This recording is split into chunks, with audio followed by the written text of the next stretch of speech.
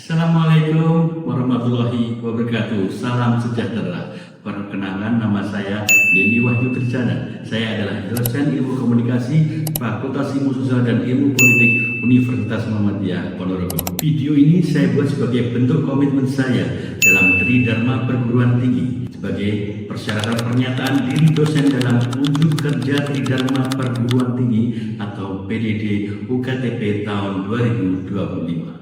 Fokus utama dalam video ini adalah rencana pembelajaran semester atau RPS pada mata kuliah yang saya ambil adalah mata kuliah Event Organizing. Event Organizing merupakan mata kuliah wajib semester 6 jenjang S1 Program Studi Komunikasi Fakultas Ilmu Sosial Ilmu Politik Universitas Muhammadiyah Ponorogo. Bobot SKS untuk mata kuliah ini adalah 3 SKS. Untuk mata kuliah ini kita akan membahas event sebagai salah satu alat komunikasi yang digunakan oleh praktisi komunikasi. Kita akan membahas tentang bentuk-bentuk event, fungsi-fungsi event sebagai media komunikasi, serta asas-asas manajemen yang diimplementasikan dalam penyelenggaraan dan pengelolaan event. Selain itu, teori dan praktek tentang perencanaan dalam pengelolaan kegiatan event seperti pameran, eksibisi, konferensi atau pertemuan, meeting, konvensi atau launching produk, serta perayaan atau entertainment juga akan menjadi topik bahasan di dalam perkuliahan ini. Kemudian untuk capaian pembelajaran, mahasiswa bisa menjelaskan dan memahami, menyusun pengembangan acara, proposal kerjasama, media promosi, dan mempresentasikan progres kerja masing-masing divisi. Karena ada tanggung jawab di masing-masing divisi tersebut agar sesuai job desk yang telah dibuat berdasarkan divisi-divisi. Kemudian tidak lupa juga mahasiswa juga akan bisa mempresentasikan hasil final kesiapan acara dan memahami laporan evaluasi sebuah acara. Terkait dengan capaian kemampuan pembelajaran, yang pertama adalah mahasiswa mampu mengidentifikasi berbagai acara terkait bidang ilmu komunikasi. Dia juga mampu menggambarkan dan memberi contoh mengenai manajemen acara yang baik. Kemudian mahasiswa juga mampu menjelaskan dan menyusun studi kelayakan sebuah event dan mampu mengenali dan memformulasikan proposal event serta membangun ide event yang sesuai dengan kebutuhan.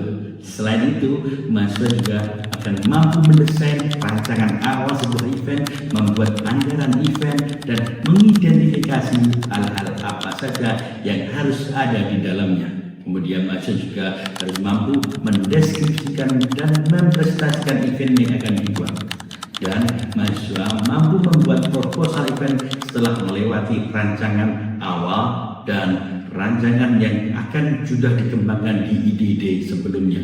Kemudian mahasiswa juga mempersiapkan event yang sesungguhnya dengan secara detail, memperhatikan seluruh aspek guna keberhasilan acara. Mahasiswa juga dituntut mampu menyusun pengembangan acara, proposal kerjasama, dan media promosi. Selain itu, mahasiswa diminta mampu mempresentasikan progres kerjasama masing-masing divisi agar supaya hasil final dari kesiapan acara bisa dilakukan dan evaluasi bisa dilakukan secara maksimal. Mata kuliah Event Organizing ini, bahan kajian yang akan kita tampilkan kepada mahasiswa yang pertama adalah kontrak kuliah, kemudian kita membahas tentang manajemen event, tentang studi kelayakan, juga tentang ide dan proposal event. Terkait itu juga kita juga akan membahas tentang ide dan proposal event. Ide terkait juga penyusunan bagaimana panitia yang harus dipersiapkan dan bagaimana anggaran event yang harus dipersiapkan. Kemudian terkait itu juga mahasiswa akan kita beri tentang rancangan event dalam menyusun proposal event. Kemudian final persiapan event. Kemudian kita juga akan membahas tentang kerjasama dan sponsorship dan juga divisi-divisi event yang bertanggung jawab dalam setiap ya bagian-bagian job desk yang telah ditetapkan. Kemudian juga terkait dengan persiapan dan pelaksanaan event. Setelah persiapan dan pelaksanaan event, kita akan memberikan materi terkait dengan evaluasi event, karena dalam evaluasi itu nanti akan ada perbaikan atau hal-hal yang sekiranya perlu kita perbaiki terkait untuk event selanjutnya. Terkait penilaian untuk mata kuliah ini, yang pertama adalah terkait dengan keaktifan mahasiswa sebesar 25%. Kemudian kita juga ada ujian tengah semester sebesar 25%, kemudian tugas atau proyek sebesar 20%, kemudian UAS atau ujian akhir semester sebesar 30%. Untuk mata kuliah event organizing ini kita memang biasanya kita ada praktikum terkait dengan mata kuliah ini. Teman-teman yang mengikuti mata kuliah event organizing wajib membuat sebuah event. Pada waktu itu kita pernah bikin event Gusti Hitam pernah, terus yang paling sering adalah event tentang mendatangkan grup band lokal. Terkait dengan mata kuliah event organizing ini adalah bagian atau sebuah arena di mana seni komunikasi bertemu dengan terkait dengan ilmu manajemen event. Jadi perkuliahan ini akan membimbing teman-teman mahasiswa untuk menjadi seorang praktisi komunikasi yang mampu merancang dan mengelola berbagai bentuk event. Mungkin mulai dari konferensi formal hingga launching yang spektakuler yang memanfaatkan setiap sesi untuk mengasah kemampuan. Karena di tangan teman-teman mahasiswa nanti kelak sebuah acara dapat kita create dan dapat menjadi sebuah pengalaman yang berkesan. Kemarin di Ponorogo kan ada event Grebek Suro. Terus kita coba ini kan ada beberapa tentang spesial event ya. Iya ada nggak? Iya. Ada beberapa kegiatan spesial event. Yang pertama tentang leisure event, di mana event yang terkait dengan sport, tentang olahraga, tentang hal yang berbau tempat-tempat wisata, rekreasi. Terus kemudian ada spesial event lagi terkait dengan spesial event, personal event. Jadi kemarin yang sempat aktif di WO ada kan yang terlibat kegiatan WO, otomatis itu bagian dari spesial event terkait dengan personal event. Ada wedding, ada bedai, ada anniversary dan sebagainya. Kemudian spesial event terkait juga tentang organizational event. Jadi hal-hal yang terkait dengan event itu melibatkan organisasi. Mungkin secara politik, mungkin ada terkait dengan organisasi apapun, penjualan atau apapun seperti itu. Terus yang terakhir terkait dengan special event ada cultural event, seremonial, ada terkait dengan event. Kebanyakan yang menjadi permasalahan adalah yang pertama adalah biaya. Oke, pasti biaya. Event itu terkait dengan biaya. Kemudian yang kedua adalah kapan itu dilaksanakan. Karena apa? Event tidak bisa dilepaskan dengan yang masalah waktu, karena sesuatu itu bisa menjadi bermakna dan bisa menjadi tidak bermakna ketika tidak ada hubungan dengan waktu. Contoh katakanlah pas kegiatan tarung sesaji itu tidak dibarengkan dengan kegiatan waktu Grebek Suro, ya tetap nggak menjual. Kegiatan festival rap nasional tidak dilakukan tepat pada waktu Muharram, ya nggak menarik juga. Berarti terkait dengan waktu. Kemudian terkait dengan kebutuhan teknis itu sangat luas, seperti apa macam-macam hal-hal yang teknis terkait dengan penyelenggaraan. Oke. Kemudian ketika berbicara event, otomatis ada 5 poin yang perlu digarisbawahi. Yang pertama terkait dengan keunikan. Yang gak unik biasanya gak terlalu menjual, bisa jadi. Terus perishability. Setiap event harus diselenggarakan tidak pernah sama. Apa maksudnya? Event itu tidak pernah sama. Contohnya gini, banyak event biasanya pakai tema. Pasti pakai tema, entah itu tema apapun. Tema itu dalam rangka alat untuk menjual. Kalau biasanya paling kayak ngono bosen paling, saya yakin. Tanpa tema kadang-kadang wah kok nggak menarik kayak gitu kan, kayak gitu.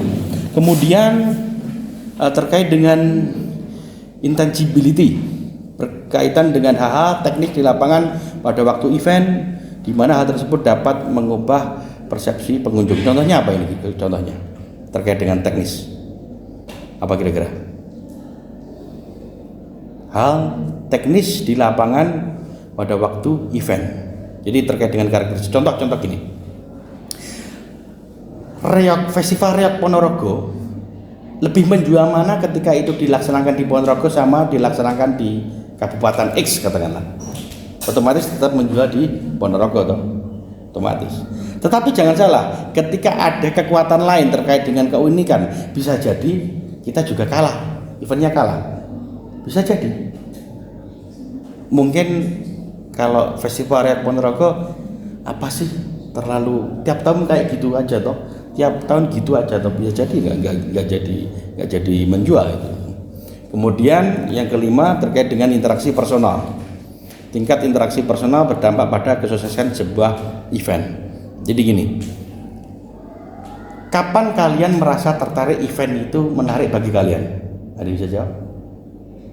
Contoh kemarin ada Yofi Nuno. Tertarik? Oh tidak. Sekarang saya tanya, event selama 6 bulan terakhir yang kamu menarik apa? Apa? Gerbek Suro, yang lain? Balas sawah. Gimana? Jadi memang apa ya, terkait dengan interaksi personal itu penting. Jadi apa ya, ketika tidak ada kedekatan emosional, tidak ada ketertarikan terkait itu. Kalau yang suka lihat band live atau apa, kemarin mesti lihat Yofi Nuno. Ada eventnya Ganesha Music Show sama satu. Kalau orang yang lama tidak di Ponorogo terus kangen dengan suasana masa lalu tentang Ponorogo, tentang Reog, biasanya ya pasti lihat mengikuti. Jadi hal-hal yang terkait itu sangat berpengaruh. Itu ya tentang karakteristik event. Oke, selanjutnya ini. Jadi tentang dampak event kan ada positif, ada negatif. Ini bisa kita tarik ke wilayah yang lebih spesifik terkait dengan tugas akhir. Karena apa? Bicara dampak event ada positif, ada negatif. Ketika ada positif, ada negatifnya, apa saja di substansi apa saja, di wilayah apa saja. Pertama mungkin tentang sosial dan budaya. Event itu pasti ada dampak sosial budayanya, dampak positif. Kemudian lingkungan, kemudian politik, pariwisata dan ekonomi. Bisa. Contoh, ada loh event yang dampaknya itu nggak bagus juga. Dampak event negatif. Pernah tahu?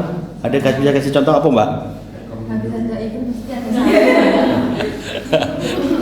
Habis ada event pasti ada sampah. Itu mungkin tentang lingkungan ya. Ada kerusakan dan sebagainya. Pasti itu. Ada sesuatu yang sekiranya apa ya? Nggak matching dengan goal awal gitu loh. Berarti ada hal-hal yang terkait dengan negatif pasti ada. Pariwisata, event, negatif. Biasanya kan kita bicara tentang positif aja pariwisata. Memungkinkan nggak ketika ada dampak event itu ada dampak negatif terkait dengan wilayah pariwisata? Mungkin nggak? Contoh, ada event, cuman itu dampaknya negatif bagi pariwisata. Ya maksudku dampak-dampak. Jadi ketika setuju tidak setuju itu apa indikatornya, apa yang menyebabkan apa? Ketika dirubah itu menyebabkan apa gitu? Gimana? Opini. Oke. Mungkin terkait dengan citra dan sebagainya ya. Yang lain mungkin ada nggak? Ketika ada event itu, event kan pasti pariwisata ya biasanya. 70% lah tentang pariwisata.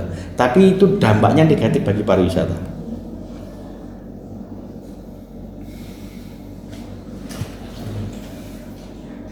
Ya, tahu. Ricu. Bisa jadi ricu, bisa. Jadi biasanya event-event yang ada potensi gesekan. Bisa dicontohnya apa, Mas? Band rock. Event. Yang pernah saya tahu itu trail. Ada kerusakan itu, lingkungan juga, ekonomi juga, off-road. Beban itu jadi masalah. Jadi kita jangan sempit. Bisa jadi itu ada dampak negatifnya. Ada dampak negatifnya. Ada. Sekarang kita bicara wilayah kritis saja. Festival rock nasional. Ada dampak negatifnya nggak? Ada, Pak. Oh, bela-belaan apa, Mbak? Karena itu kemarin dampak negatif yang salah satunya viral banget itu banyak penonton yang sudah beli tiket VVIP dan VIP yang nggak dapat kursi, entah itu kursi VIP ataupun VIP. Nah, dampaknya itu karena sekarang media sosial itu luas dan cepat viral, jadi dampaknya itu masyarakat tuh malah menggiring opini ke yang sudah bahkan dulu event ini dipegang oleh Dispar, nggak pakai IO dan segala macamnya. Jadi efek negatifnya itu yang pertama kena ke IO yang menangani dan yang kedua ke Disparnya. Oke, berarti itu terkait dengan servisnya, Teknis di lapangan. teknis ya, pasti ada. Kalau itu sebenarnya cenderung ke wilayah risiko. Jadi mungkin terkait dengan event organizingnya tidak ada yang namanya apa itu. Kalau mobil kan rodanya 4, ada ban serepnya. Tapi kalau itu berarti terkait apanya? Mitigasinya kan kurang. Tapi juga terkait pengamanan juga kurang. Nah, ya berarti kan mitigasi juga toh. Jadi bisa jadi kemarin IO-nya, penyelenggaranya dia tidak siap ketika nanti ada hal-hal risiko-risiko, potensi-potensi terkait waktu pelaksanaan. Itu untuk catatan teman-teman aja. Jadi terkait dengan pelaksanaan event kan ada tuh persiapan dan sebagainya, pra-event, ada evaluasi di situ. Nah, itu yang jadi permasalahan, bisa perlu digarisbawahi. Bisa juga loh itu jadi tugas akhir. Saya ada teorinya. Bagi yang takut-takut kuantitatif, saya nggak tahu kok pada takut kuantitatif. Nah, tapi nggak tahu, teman-teman takut kuantitatif. Oke. Studi kelayakan event. Jadi setiap event ketika mau diadakan itu kan ada studi kelayakan toh. Pasti idealnya lanjut enggak. Bukan kayak ini yang event Gus Idam angkatanmu ya? Bukan. Katanya Sadurmu. Kalau event kalian apa? konser Pak, konser. Konser termegah. Oh. Konser termegah se-Indonesia. Yang band-band itu ya? Stadion. Oh. Wow. Aku nonton lah. Itu yang apa namanya? Bandnya apa? Oh, nonton aku tuh. Nonton itu kan yang ada apa? Joget-joget di depan terus semi rock itu toh. Sama yang beliaunya itu toh. Oh, itu saya lihat. Meskipun saya nggak begitu familiar. Saya jujur-jujuran terkait dengan studi kelayakan event. Waktu itu bonek toh. Bonek. Iya, Pak. Lah iya. Tapi kan berarti kan konsep studi kelayakanmu kan gagal toh. Idealnya gini maksudku, kalau truk itu kena odol gitu loh, overload toh, paham maksud saya? Iya. Kena odol kemarin itu, kena tilang itu pasti itu. Terlalu memaksakan. Ya itu bagian dari pembelajaran saja. Itu saya tidak mengatakan itu salah, tidak. Tapi dari situ kan kalian paham toh, studi kelayakan event itu ada. Kalau kita ngomongin tentang pasakan kan studi kelayakan juga ada gitu loh. Fit and proper test-nya kan ada loh. Tanpa fit and proper test pokoknya wani bareng kelepak gitu. Harusnya idealnya seperti itu. Makanya studi kelayakan itu pasti ada fit and proper test-nya. Oke. Selanjutnya tentang keterbatasan situasi itu tadi. Jadi ketika berbicara tentang studi kelayakan berarti di situ SDM-nya mumpuni enggak? Sumber daya manusianya, kalau ngomongin sumber daya sih macam-macam. Ya sumber daya manusianya, sumber daya terkait dengan pendanaannya, teknisnya macam-macam. Jadi ketika ada permasalahan terkait dengan sumber daya itu harus terkait dengan apa tadi studi kelayakan itu dari awal ya idealnya juga harus tahu. Oke, terus keterbatasan atas waktu penyelenggaraan yang sempit. Penyelenggaraan tanggal 30, tanggal 15 baru prepare. Wis wani ya, pokoknya wani ya. Berarti kan itu sudah mengesampingkan konsep studi kelayakan toh. Pokoknya wani, odol lagi toh. Oh, kena odol lagi. Terus terkait dengan dana yang dimiliki. Setiap event otomatis bicara studi kelayakan. Nanti tiketnya laku atau tidak pasti. Nek tidak laku berarti ada mitigasinya toh. Engko piye apa menjual apa gitu kan. Lah nek enggak akhirnya kan yo coto kan. Nomboi. Jadi di kayak ban serep itu tadi ada plan A, plan B, plan C kayak gitu loh. Terkait teknis saja kalau hujan nanti apa gitu kan harus ada toh. Lah itu masalahnya itu. Jadi keterbatasan atas dana yang dimiliki. Kalau nggak memungkinkan grade-nya diturunkan lagi berarti. Gitu. Terus keterbatasan atas jaringan dengan pihak lain. Event kalian dulu kan melibatkan banyak stakeholder toh. Ya. Apa contohnya? Polisian, terus dinas. Pendukungnya apalagi sound bagian, terus venue-nya, vendornya, panggungnya, terus apalagi itu toh, masa itu toh? Itu toh mas? Masa itu toh? Pendukungnya kan banyak kan? Apa? Komunitasnya. Meskipun kalau orang awam ini band apa ini? Jadi kalau ada event band itu ya jangan apa egois lo ya. Aku seneng kok terkenal, tapi kan nggak menjual terus ya apa? Ada proses studi kelayakan lah. Ini lagi booming gitu kan. Contohnya gini, kita nggak seneng genre musik apa gitu ya. Cuman pada saat itu musik itu booming, mau gak mau ya ketika bicara event kita kan ngomongin tentang keuntungan dan sebagainya ya egoisnya itu aku gak seneng ini sebenarnya nyapa kok iki buang aja itu. Kalau event terus sekedar memuaskan apa ya dirimu sendiri, kepuasan di kacau balau lah. Kekurangan anggaran ngeprint dewe duitnya. Oke. Terkait dengan pertanyaan tadi karena ada studi kelayakan. Kan ada tanya itu.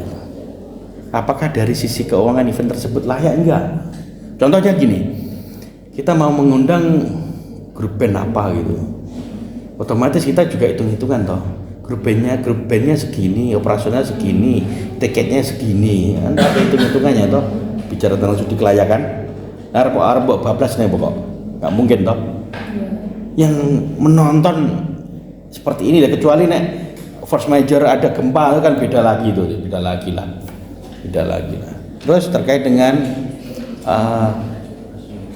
operasional layak enggak itu dilakukan dilanjutkan layak enggak? Karena apa? Event-event yang terkait seperti itu kemarin kan teman-teman musik ya memang resikonya kan gede kan, keamanan macam-macam lah, lobby sana sini, negosiasi sana sini, belum nanti kalau penontonnya kenapa kayak gitu. Terus secara marketing event tersebut layak dijual enggak, layak dipasarkan enggak. Jadi apa ya terkait dengan studi kelayakan itu ya mau nggak mau ya wajib gitu. Oke, ini terkait dengan ide itu tadi. Berarti kan terkait dengan mitigasi itu tadi ya, mitigasi. Memang ada beberapa catatan. Kalau cuaca tidak menentu, otomatis kan ada mitigasi. Tempat terkait. Kalau sudah cuacanya nggak jelas, tempatnya terbuka, berarti kan studi kelayakan nggak jalan toh. Sekarang cuaca nggak jelas. Katakanlah, lah ini kan biasanya musim kemarau Pak, nggak iso, dewi ini lautan, kan Pak ada studi kelayakan toh. Ah itu aja udah. Tapi kalau memang itu sudah diajarkan Pak, dan yang datang itu dulunya, misalkan kita mundur di hari keesokan itu kan. Sekarang saya tanya tentang studi kelayakan juga. Ketika ada pengunduran waktu atau penundaan, teknisnya seperti apa? Berarti kan studi kelayakan harus dipikirkan juga toh. Harus dipikirkan. Contoh kemarin ya, waktu Gus Ikdam datang. Kemarin kan sudah ada informasi bahwa ketika teman-teman cross check di lapangan, nanti yang datang pasti ribuan. Soalnya apa ya? Kita indoor. Oke. Terus pada waktu loh ini gimana? Akhirnya kemarin diputuskan lewat undangan. Kalau kemarin tanpa undangan ya udah selesai itu dong. Kacau itu. Jebol lah. Undangan Mas. Jadi kemarin kan didata semua atau dari sekolahan A sekian anak, B sekian anak gitu. Coba kalau gratis tis orang luar bisa masuk. Kacau kemarin. Kan ada stempelnya loh di tangan. Nah itu salah satu apa ya persiapan terkait dengan studi kelayakan. Kemarin kalau kalau Gus Ikdam itu tanpa itu selesai itu udah. Itu yang pertama. Yang kedua, kemarin sebenarnya ada ide nggak usah Pak di los wae. Los gitu loh. Karena apa? Ada masukan di selatan itu juga ada. Ya kan? Gus Ikdam juga. Nggak mungkin tapi nanti kayaknya orang-orang tetap ke situ. Nggak bisa pakai kayak model kayak gitu. Berarti kan fit and proper testnya kan kacau itu, studi kelayakan. Harus ada apa ya batasannya yang jelas. Kalau memang pakai undangan ya undangan. Udah, jangan sampai pakai konsep paling semua nanti kira-kira kacau balau nanti kayak gitu. Pakai kira-kira. Karena apa? Pada waktu itu Gus Ikdam kan lagi naik-naiknya. Lagi terus tinggi terus gitu. Lah kalau pakai paling nanti ke situ Pak. Karena di Ponorogo pada waktu itu ada 3 tempat. Kalau enggak 3 ya 4. Gus Ikdam dalam satu waktu loh ya. Dipindah sini A, B, C, D. Pada waktu itu kemarin ada beberapa masukan dari teman-teman dosen. Aman-aman gitu loh. Kacau. Kalau tanpa stempel, tanpa undangan jebol itu udah. Pasti jebol. Kemarin udah mau masuk dengan dalih. Loh bukan di sini toh tempatnya gitu kan sebelah selatan toh. Bukan di sini bukan. Kita mau melarang gimana? Akhirnya kan kemarin dari pengamanan untuk yang terbuka untuk umum sebelah selatan nanti sore. Ya kan? Untuk ini tertutup ada undangan. Ya meskipun kilometer tapi kan kita sudah ada antisipasi toh. Kayak gitu. Nggak tanpa antisipasi waduh. Ngeri men. Jebol itu. Jadi jangan sampai nanti ketika ada kesepakatan kerja tanpa ada legal formalnya, tanpa ada perjanjian yang jelas. Meskipun itu kau campur dewi. Ngeri men. Kacau kan.